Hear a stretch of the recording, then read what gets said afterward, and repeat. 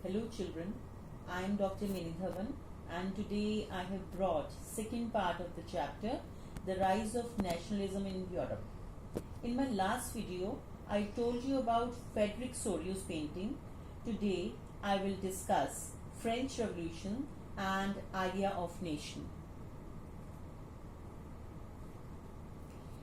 It was France from where the concept of nationalism came into existence for the first time. With the French Revolution in 1789, now you have already read it in class 9. Before this, France was a territorial state. This means that it was ruled by an absolute monarchy. The word absolute means a rule where the whole power is concentrated in the hands of a ruler or a monarch. The French Revolution brought the concept of nation and nationalism in France. You remember Louis XVI was the monarch, ruler at that time, remember? The main aim was to form a nation where there will be a united community enjoying equal rights under a constitution. For this, French revolutionaries, they introduced various measures and practices that could create a sense of collective identity among the French citizens. Now, what were these? These were la patrie, the fatherland, les citoyens, the citizen, and a new French flag, the tricolor, was chosen to replace the former one. Now, some of the measures taken by revolutionaries, they were as follows. The royal flag was replaced by a new tricolor flag. The royal flag of monarch, it was replaced. Secondly, the States General was elected by the body of active citizens. You remember that time active and passive citizens used to be there. So a State General was elected by the body of active citizens, those who used to pay taxes. And it renamed the National Assembly.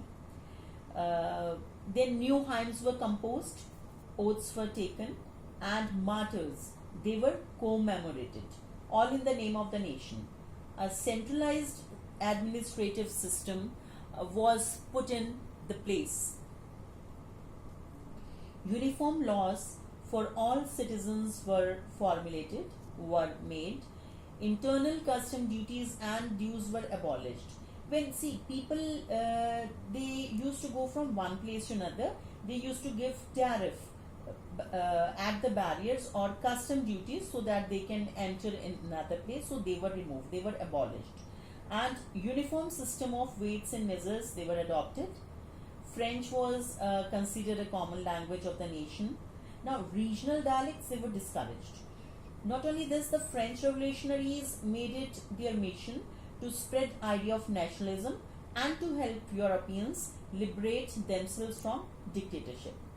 Now, Jacobin Club was also set up. If you remember, soon the news about French Revolution, it spread to the various cities of Europe. Students and other members of educated middle classes began setting up Jacobin clubs. Jacobins were those revolutionaries who aimed to establish a republic in the country by ending the king's rule. Remember Maximilien Robespierre? So now, after that, in 1804, rule of Napoleon began. Napoleon, if you remember, was a French statesman and military leader who came to power in France. He led many successful campaigns during French Revolutionary Wars और उसने Europe का बहुत बड़ा part conquer कर लिया. He introduced many reforms in the areas under his control. Now Napoleon, after coming into power, he had destroyed democracy in France, but in administrative field he had incorporated revolutionary principles in order to make the whole system more logical and more efficient. One of the important reforms introduced by him was the introduction of Civil Code of 1804, or famously known as Napoleonic Code. So now following were the main features of this code. Equality before the law was established, and guild restrictions were removed. people going from one place to another, so they need not pay the taxes. Now feudal system was abolished, then right to property was given. They abolished all privileges based on birth. Like, remember, nobility and clergies, they used to have privileges because they were born in certain classes. Serfdom and manorial dues were abolished. Now what is serfdom? Serfdom is working as a labor on a feudal lord's land. And manorial due is the revenue which the farmer had to pay to nobles for working in their land. So they were abolished now. And birthrights were also abolished. So transportation and communication system was also improved, and a common currency was introduced. So this code was introduced in Dutch Republic, Switzerland, Italy, and Germany. Peasants, artisans, workers, and new businessmen were happy with the newfound freedom. And the uniform laws, standardized weights and measures, and a common national currency, they were welcomed by all businessmen and small scale good producers, as this had facilitated the movement and exchange of goods and capital from one region to another.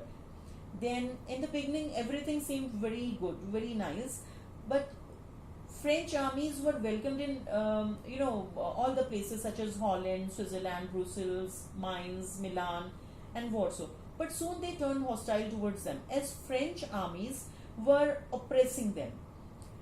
There were some other reasons also behind their dislike for the French army, which were as follows. First, the increase in taxation. That was the main reason. Taxes were increased, censorship was there, forced enlistment of common people to the French army in order to fulfill the aim of conquering the rest of the Europe, which was left for conquering. So forced enlistment or forced recruitment of the common people to the French army. This was also a very big reason for dislike of French armies. So now there is an image shown in the book. The caption says, "The courier of Rhineland loses all that he has on his way home from Leipzig." Now Napoleon here is represented as a postman and he's on his way back to France after he lost the Battle of Leipzig in 1813. Now each letter which is dropping from his bag, each letter which is being dropped out of his bag, it bears the name of a territory he has lost.